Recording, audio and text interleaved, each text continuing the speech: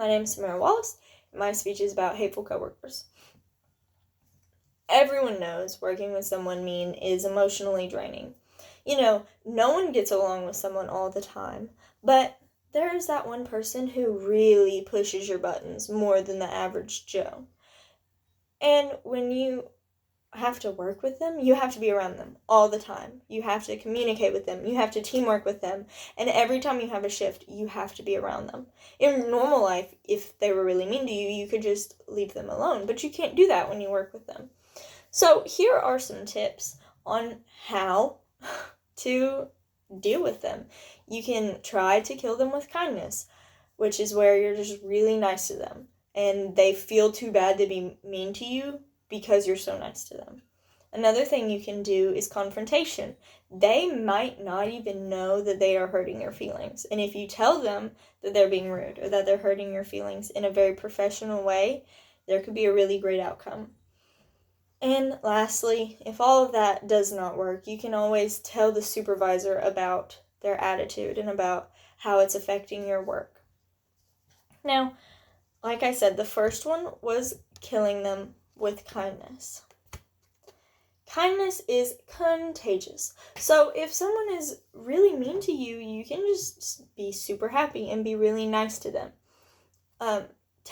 Teo is an author at LinkedIn, and she says it best when she says, "Your kindness in the face of those who did you wrong make them have second thoughts about being enemies with you. It may also awaken their conscience and make them refrain from further hurting you." Which is true. I mean, think about it. If you're being really mean to someone and then they started being really nice to you, you would be taken back for a second and you would feel too bad to be mean to them again. Another thing that killing someone with kindness does, Teo also says, is by responding to cruelty with kindness, you tell your enemies you will not allow them to have power over you. A lot of people are mean to someone to get a rise out of them, to see if they'll be mean back. And by not having any reaction when they're mean to you, you're telling them that they have no control over your life. There's no point in being rude to you because no matter what they say or what they do, you're going to go on about your day and you're going to have a great day. And it's just wasting their energy to be mean to you. That doesn't always work, though. Killing people with kindness does not always work. So the next step is confrontation. Confrontation sounds super duper scary. I mean, who wants to confront someone in their place of business? But at the heart of confrontation, it is a really great, caring, and honest way to go about something. I mean, James Hayes is a writer for the Coaching Room. He wrote an entire article about professional confrontation. He says, confrontation is a caring process that is inevitable, critical, and healthy for relationships. Confrontation isn't a case of lowering the boom on someone in one fell swoop. It is rather an ongoing interchange of communication, wherein you commune with another person about what you think, feel, and want, and because you want to create clarity and understanding. Now, what he's saying here is when you confront someone, if you do it in a professional manner, and you go into it instead of thinking, they're so mean to me, I'm going to tell them why they're so mean to me, and you go into it thinking, I really care about our relationship as coworkers, and I would really like to voice that this is hurting my feelings, and I want to know why you keep acting like this, and go about it in a really professional way. It may make things a lot better because they can see that you do care about them.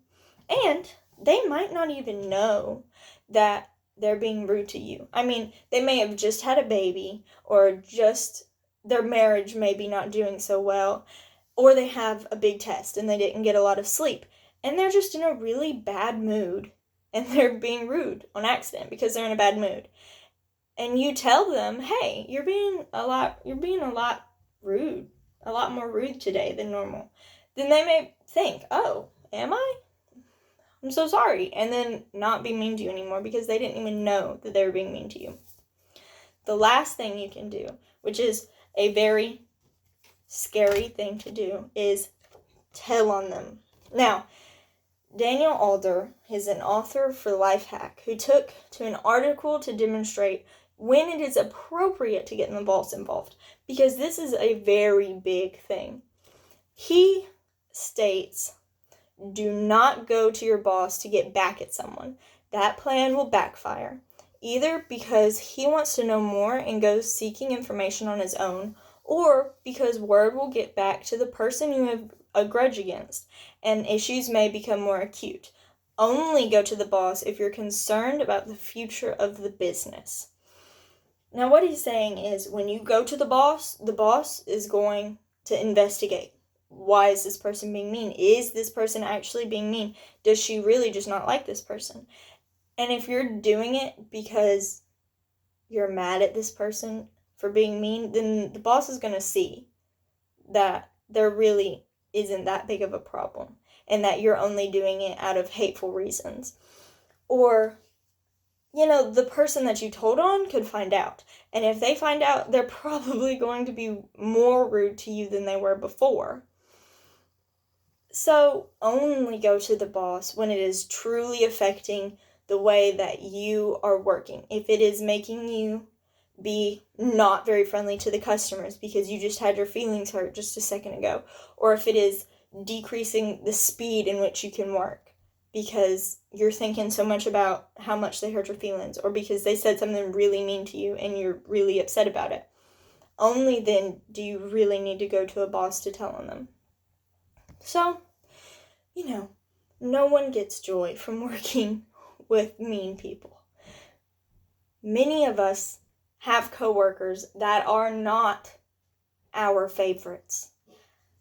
But if you do these steps, you can probably make it where it is a lot more bearable and a lot nicer.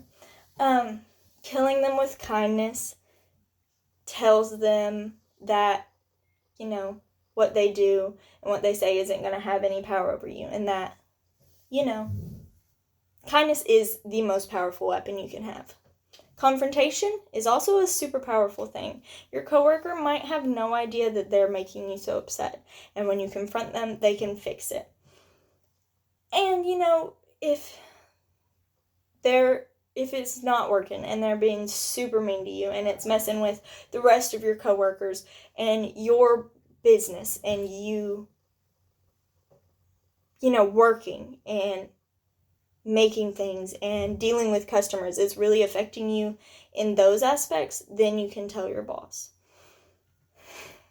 I hope that these solutions can help you in the future, and best of wishes.